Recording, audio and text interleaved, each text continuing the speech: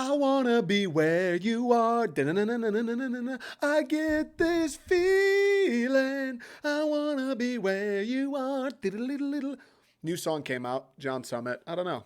Ever since I moved to California, I've been heavily indoctrinated. Just fell out of my chair if you're watching on YouTube. I've been heavily indoctrinated into the house music game. Been waiting on this song to come out, drop today. Just listen to it, stuck in my head. That's all. Welcome back, everyone. Hope you had a great week. Hope you're doing well today. It's Friday, right? Nothing's wrong on Friday. Nothing can go wrong on Fridays. One piece of Detroit news, and then, like I promised yesterday, not only to you, but kind of to myself, I'm tired of the sports. We had a busy week. The Red Wings are doing all sorts of things. MSU had a stressful game. Michigan lost tonight against Illinois. I don't know. I don't think that means they're done as far as the tournament goes. I don't know if they'll, obviously, if they win the Big Ten tournament, they're in, but I don't know if they even need to do that. Maybe if they win 2 games in the Big Ten tourney, they'll be pushed through 3. I don't really know what that magic number is, but a massive loss for them to Illinois this evening. Unreal game, though. Unreal game. I can't believe Illinois pulled it out. I saw they were Michigan was down 3 with like a minute left. I was at the gym watching. Look back and it's in overtime. When I saw overtime, I was like, oh, it's the Wisconsin game. Same shit. They're gonna win again. They had the lead in single overtime. They were up 7 at one point. Illinois fought all the way back, double overtime, and Illinois sealed the deal. Tough loss for Michigan. Don't know if that's the dagger, but a hell of a game nonetheless. Hell of an effort. I'm a Michigan State guy. You know I love to hate on Michigan, right? I was pulling for ILL. I was pulling for Illinois, no doubt.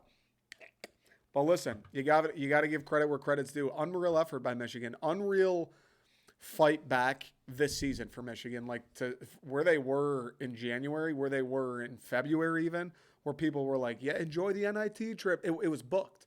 It was over. It wasn't even. Oh, maybe it was. You're going to the NIT. Congrats, and don't say a fucking word about Tom Izzo this March. Got to give it to Michigan. Hell of a battle back as far as the season's concerned. No matter how it ends, you could say. Some might say, I wouldn't say, I don't want to poke the bear, but some people might say with the amount of talent on Michigan's team, they should never have been in this position to begin with. Some people might say that. I'm not saying that. Other people might. You could make that argument, but nonetheless, good effort from them. Even getting to this point, even making it interesting at all. As far as the Red Wings, Tyler Bertuzzi, the one big piece of news in Detroit today. Tyler Bertuzzi, he's shipping up to Boston. First round pick, a conditional first from the Bruins in 2024, I believe, and a 4th coming back for Bert, which I think is a pretty damn good return. I know Tyler Bertuzzi is a pretty good hockey player. I know he does a lot of things. I know he's got some skill, and I know he's got that edge that fits fucking beautifully in Boston. He's Brad Marchand, dollar store version.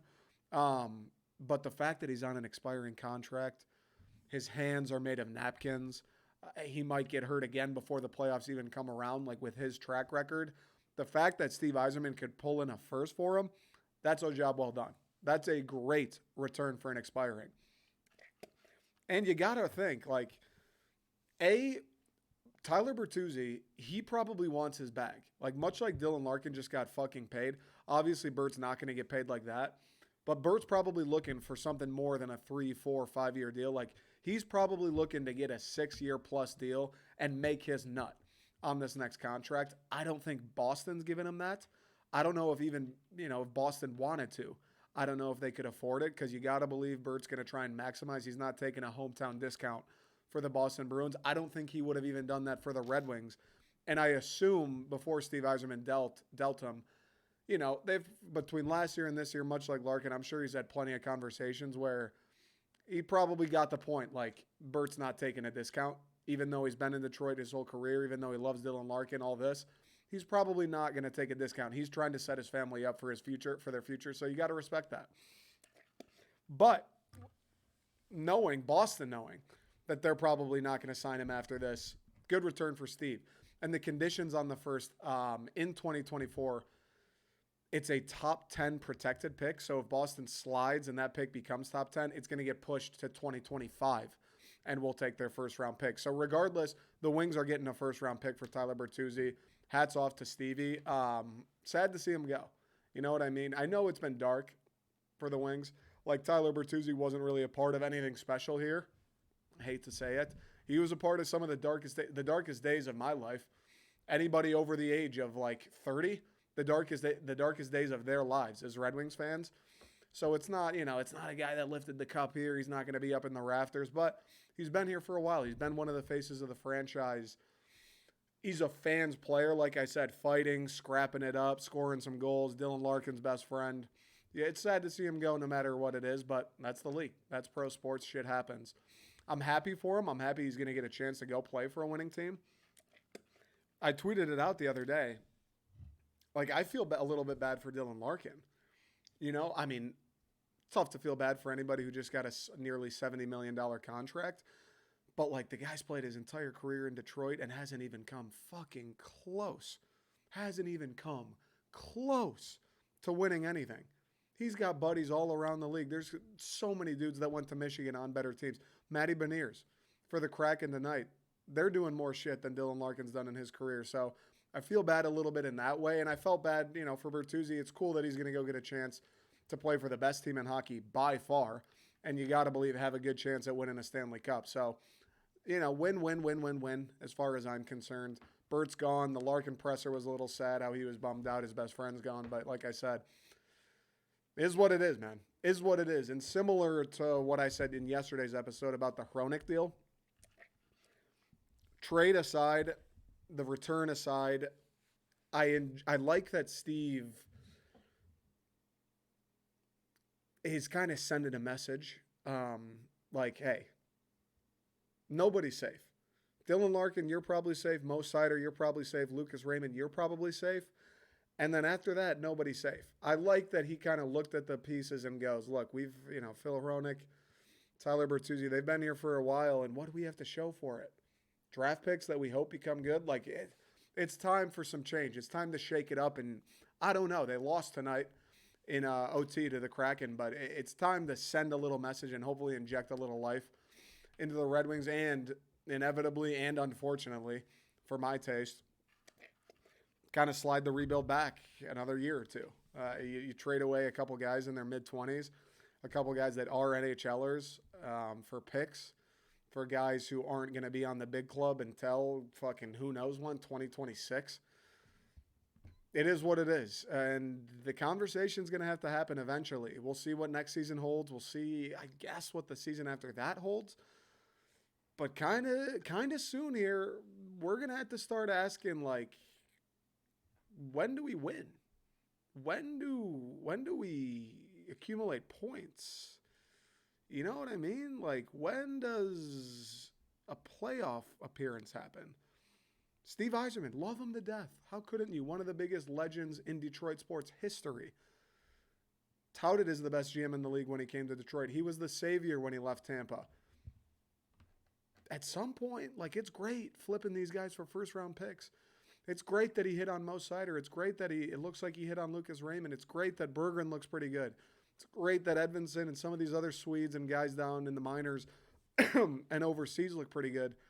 At some point, though, Steve, we brought you here to produce victories. We brought you here to put a winning team out, not winning draft picks. You know what I'm saying? So that's a conversation for a later date. Ironically enough, I did an episode a few weeks back, and it was the whole episode was just talking about, like, the timetable for these guys. Was talking about Steve Yzerman, was talking about the Wings, and that was pretty much the gist of it. Like, hey, man, when do we win? Like, I've heard how great Steve Yzerman is. We always see, fleeced him. Jakub Vrana, what a deal. Nedeljkovic, we got him for free. Ville Husso, Jake Wallman, all these guys. It's like, oh, my God. How did Steve Yzerman pull that off? Even the Phil Hronek deal was like, Vancouver sold what for Phil Hronek? When do we win? Because that's the goal. The goal isn't who can get the most draft picks in this year's draft. No. The goal is to lift the Stanley Cup. And to do that, you got to win fucking games. You got to make the playoffs to even have a chance at that. And we haven't really come close. I did that episode before that road trip they went on in which they won like 6 or 7 and fought back into the playoff picture. And then we know what happened after that. But that's a conversation that's going to have to happen in the next year or two. It's the ugly truth, but it is the truth. Like, you don't get your flowers for trading away expiring contracts for draft picks. That's not, you don't hang banners for that shit. The Detroit Red Wings, we don't throw parades for trading Tyler Bertuzzi for a first. We throw parades for winning Stanley Cups. So at some point, that's going to happen. I think Jim Costa tweeted it out. I think he's a radio guy. I think he does 97.1 sometimes. But yeah, he's like, dude, the milk's going to stink. That's what he said. The milk's going to stink. That's fucking gross, Jim. Who's even drinking milk to begin with anymore? Honest to God. Who's drinking milk? Have a cup of fucking water with your dinner. Put the milk away, dude. You don't need that shit in your body. It's all propaganda. I've done a podcast episode on that too. The conspiracy of milk. It was a massive ad campaign. You remember Got Milk? Your lunches, you always got milk. That's bullshit, dude. That's not real. Milk's no good. Put it away. But the milk will start to stink in the next year or two if shit doesn't happen as far as wins and losses. And who knows what's going to happen. Like, the trade deadline is today when this episode comes out. Obviously, the draft's coming up. There's an offseason. Steve now has more firepower in the form of draft picks.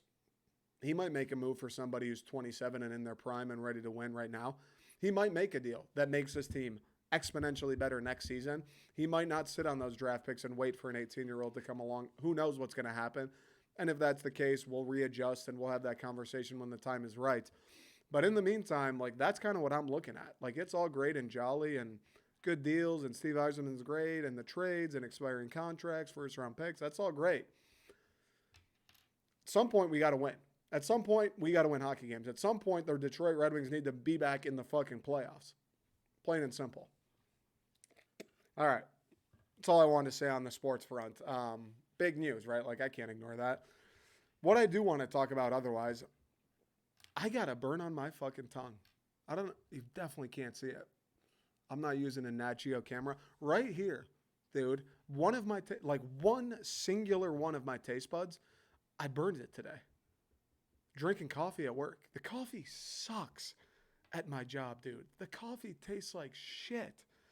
I like coffee, though. I drink it black. They don't have any other regular creamer. They have those packets. Those things are the worst. The little powdered creamer packets. How is that creamer if it's a powder? Someone explain that to me. If I gave you a cup of some salt-looking object and said, yeah, that's water, that's powdered water, you'd look at me like I was a crazy person. You might call the authorities on me. That shit's not creamer. I drink it black. I had some coffee. I was a little tired. I woke up groggy, wanted to go back to sleep. Duty calls. We got to make it into the office. We got to engineer some shit. Burn my fucking tongue. Burn my tongue. And you know what's crazy about it? I've been in this boat before. We all have, right? You wait for the coffee. You think you're ready to go, and you burn your tongue anyway. I'm not a rookie to this game. I've been drinking coffee for a little bit now. I left the lid off that coffee for a good 10 minutes before I even thought about taking a sip. Yeah, there was a little steam coming off. I'm not going to wait till the stuff gets lukewarm.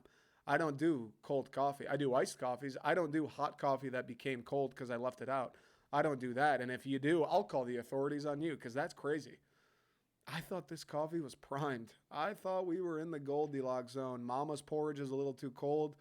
Daddy's porridge is a little too hot. I'm the little baby, the baby bear. Thought the coffee was just right. And here I am walking around the rest of the day. I can't go a minute without fucking fiddling around with my tongue in my mouth. Like, do I have dirt? Do I have dirt on my tongue? Did I get stung by a bee on my tongue? Do I have a second tongue growing on my tongue? What exactly is going on? It is miserable. It is miserable. And now I eat another hot food. I had dinner, had some Greek food. It was great. It came out hot though.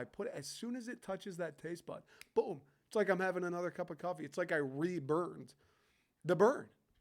How the hell does that work? And I don't know the solution. I don't know if there is a solution. Is there?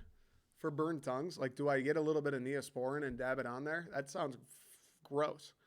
That sounds like I'll throw up. Aloe Vera? I like the smell of aloe vera. I'd be lying if I said I've never thought about tasting it. Do I put a little aloe vera? It works on the skin. You get sunburned? Aloe vera. How about my tongue? I got a little tongue burn. A little aloe vera. It's not from the sun. It's from coffee, heat, and heat. Not quite UV radiation, but it's still a burn. Technically, it's still a burn. Do I do a little aloe vera on the tongue and then just go apeshit on coffee tomorrow like nothing ever happened, I don't know the fix. What I do know is I'm getting to the point where I'd rather chop my tongue off. Like, it is torture having a burned tongue. It is. You see people in movies or like they probably do this shit in North Korea, Nazi Germany. You speak out of turn, they take your tongue. Burn my tongue on coffee, take it. I'll lay it out. Get your butcher knife, sharpen that thing up, and let's lop it off clean. I can't do it anymore, dude. It's miserable. As I'm talking, my tongue, I need the tongue to make specific sounds. The tongue like scrapes along my teeth and it's like a little twitch. It's like I'm getting pricked with a needle every time my tongue just grazes along my teeth. It's unbelievable. If aloe vera doesn't work, I don't know if I'm a crazy person for saying that. I feel like that's a little bit logic though, or a little bit logical, right? Aloe vera on a sunburn, why not on the tongue? If that is an insane person thing to say, I don't think it is. How's that? I don't think it's that crazy at all. What's the difference between a sunburn and a tongue burn other than UV radiation versus heat? You tell me. And if aloe vera doesn't work, what do I do? I've had plenty of water today. Cold, ice cold water. You know what? I might have an ice cold beer when I'm done recording. I don't think that's going to fix my tongue burn, but something has to soon because this is miserable. Folks, wouldn't wish it upon my worst enemy. All right, quick break. Tongue burns, for the love of God. Wouldn't wish it upon not even a Michigan fan. Wouldn't wish it upon anybody. It's just the worst. Quick break. I need to talk about the game of Jeopardy. Where does being sick at Jeopardy rank as far as things that it would be cool to be the best at? Because it might be sneaky high. Like, I kind of get it, Aaron Rodgers. Yeah, he was going to be the host.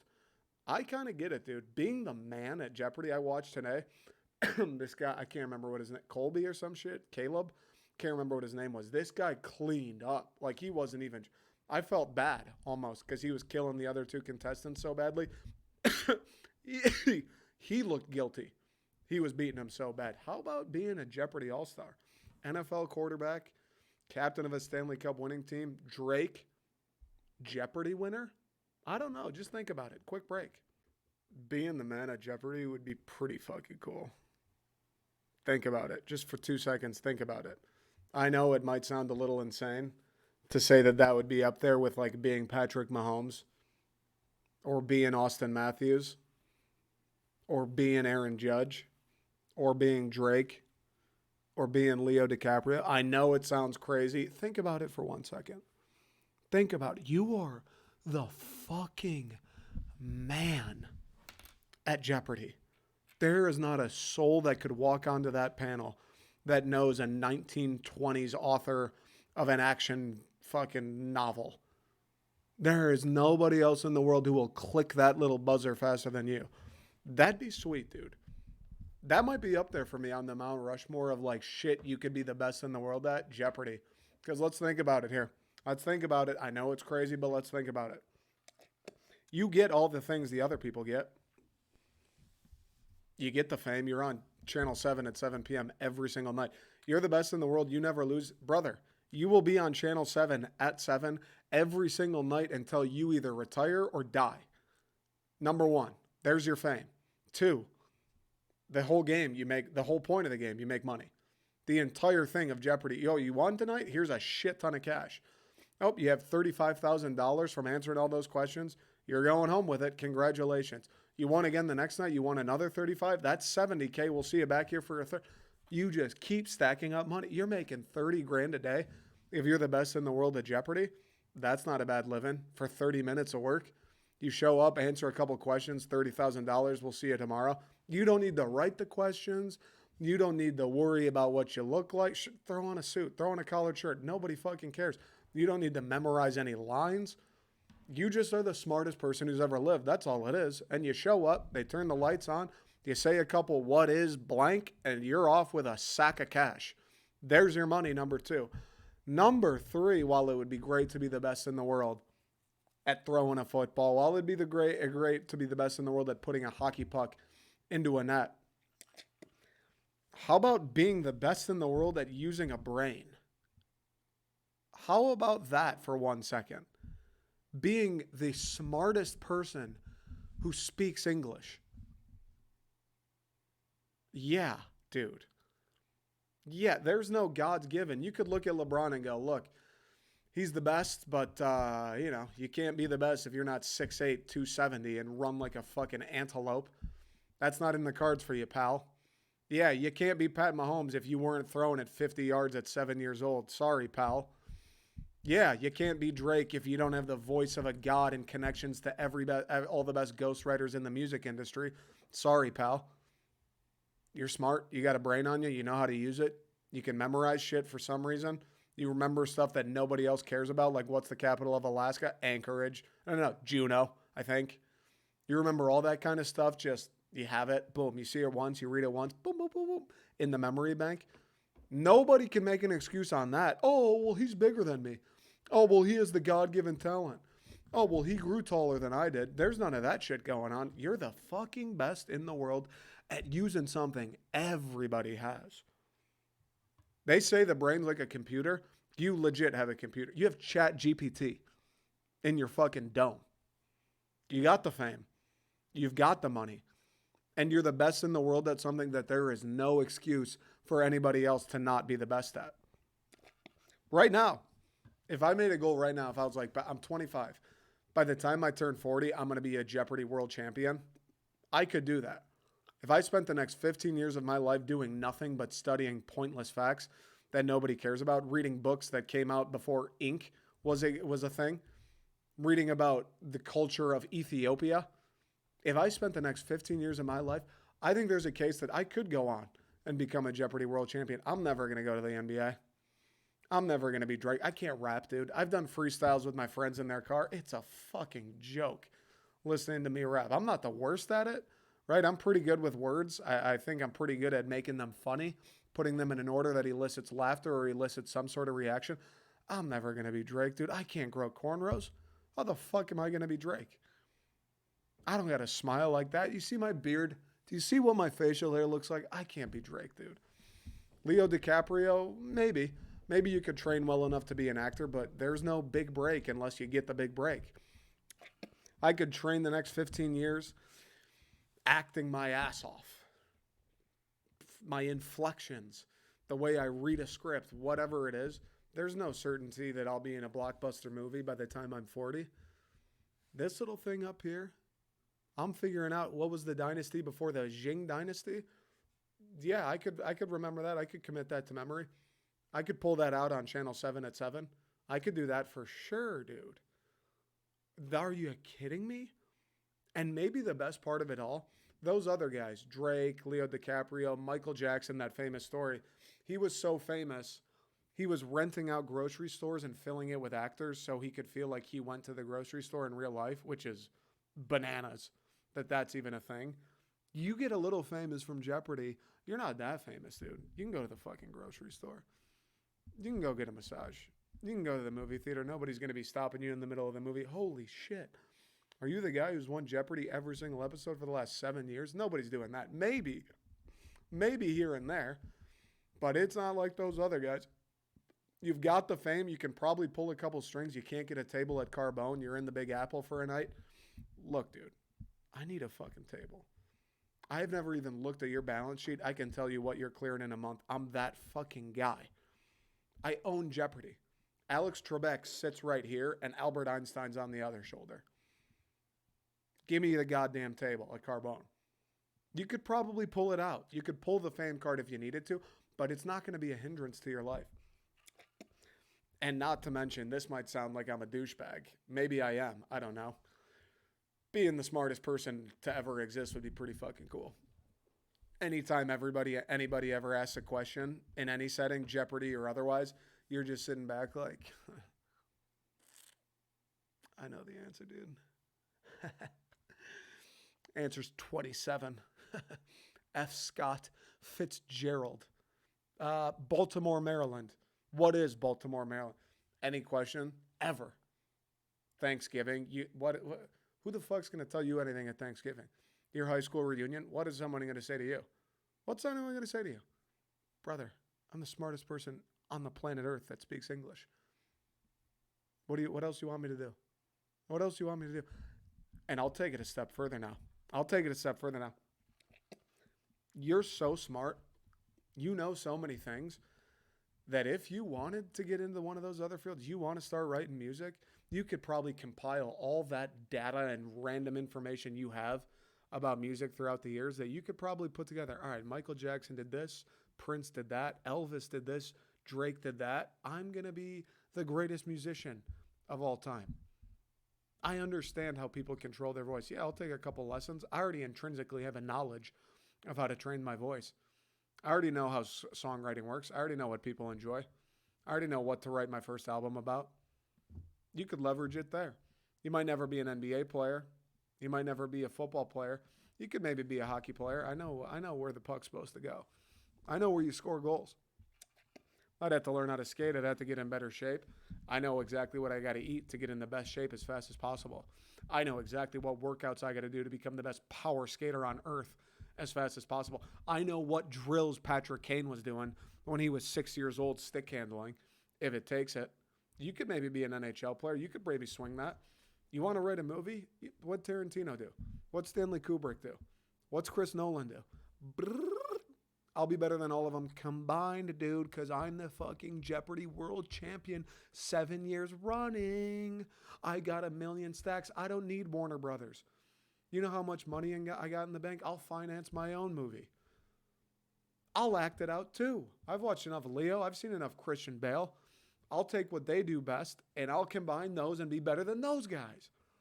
Being the world's best Jeopardy champion, that'd be something, dude. Because I'll tell you this too. Football's fun. Being Drake's probably fun. Being Leo's probably really fun. Jeopardy's fun. Jeopardy's fun. I don't go home and brag about how good I am at it. I don't make money off getting like a third of the questions right when I watch an episode. But when I do get the question right, dopamine. They always talk about social media, man. You see a new post, makes you do one of these. Little nose laugh. Dopamine. Yeah. How about solving any Jeopardy clue ever? You could be the biggest Jeopardy hater on the planet Earth. You're going to visit your grandmother in the nursing home. They got it on the TV. Question pops up. You know the answer. You can't tell me you don't feel fucking outstanding about yourself when you go to yourself. You're like, what is Trinidad and Tobago?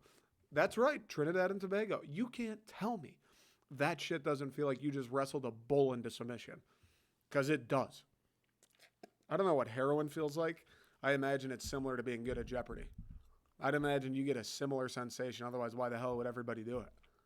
Right? I mean, dude, that shit lights you up. Gets you going, pal. Jeopardy's a great fucking time, dude. Jeopardy's a great time. I've watched the last couple nights. I've been watching episodes. I watched during COVID when I was at home with my parents. Jeopardy was actually appointment television for me. Since I moved out alone, I've kind of strayed away, right? I'm watching YouTube and other mindless shit that isn't making me smarter or hitting me with the same level of dopamine. I've watched Jeopardy the last few nights, dude. I'm going to rip Jeopardy. I don't know if it's still on Netflix.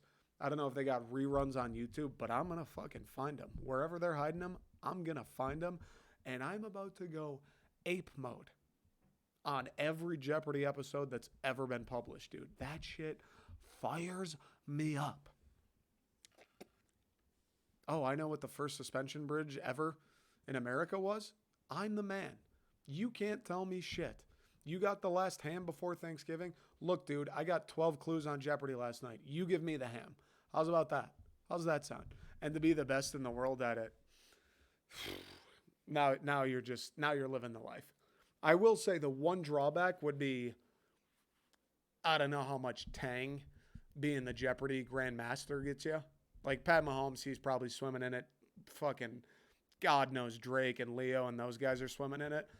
I don't know if you show up to the bar if chicks are like, oh my God, that's the Jeopardy guy. I don't know if James Holzhauser is necessarily cleaning up at this local dive bar on a Friday night. Maybe he is. But what I do know is that other stuff, boatloads of cash, that'll clean up for you. You could look like a potato with a thumb sticking out of your face. And you go, listen, I drove up in that R8 that I won from all my Jeopardy winnings. What do you say we get out of here? That probably would work. That'd probably fly. I've seen people here who look disgusting or are no Jeopardy winners do that shit with 23-year-old girls at the bar. I'm like, bro, you're like 45. Oh, that's your car. Oh, your entire outfit's worth more than my bank account. I get it now. There's no Jeopardy winner. It's not an intellectual savant. He can't recite French poetry from the 17th century. He can't do any of that shit. He's still pulling them. You're not Pat Mahomes. You're probably going to lose that battle to Drake. But against the common man, against the everyday average Joe, Jeopardy winner, he's probably doing pretty well for himself. That's all. That's all. Think about it. Next time you lay your head on the pillow and you're like, I want to be the best rapper ever. I want to be the best lacrosse player in the world. I want to be the greatest impressionist painter to ever exist. How about you're the greatest Jeopardy player who's ever taken the panel? How about that, kids? Let's put the TikTok down. Let's quit the dancing. Let's quit the CapCut templates, right? Let's quit the man on the street interview for a couple views. How about you read the fucking encyclopedia A to Z, all of them, every single one, Encyclopedia Britannica, you're the #1 customer. How about that for a dream? How about that for your claim to fame? I'm just saying. I'm not saying, I'm just saying. And I know what you're thinking. I know what you're thinking. Well, Nick, why don't you do that? Why do you study? Why do you become the Jeopardy champion of the world? I like having cold ones with my friends on the weekends. I'll be honest with you. I like talking about sports. I like making jokes. I like watching movies. I don't love reading about ancient Egypt, although the pyramids are pretty cool. I don't love reading about King Napoleon and his overthrowing. I don't like reading too much about the Rwandan genocide. That doesn't float my boat as much as talking about Steve Eiserman dealing Tyler Bertuzzi for a first and a fourth. Plain and simple. Maybe I could, but I don't think I will. That's all I got today, folks. Jeopardy champ. Think about it. Aloe Vera on the tongue. Let me know if that works. If there's any nurses listening to this. We'll be back next week. Hope you have a wonderful weekend. Go Green Saturday. Who we got? Ohio State Senior Day. Let's kiss the Spartan logo up 20. Let's make Chris Holtman piss himself again in front of a packed Breslin Center. I would love that. That would really make me feel good. That might inspire me to go win a couple Jeopardy matches.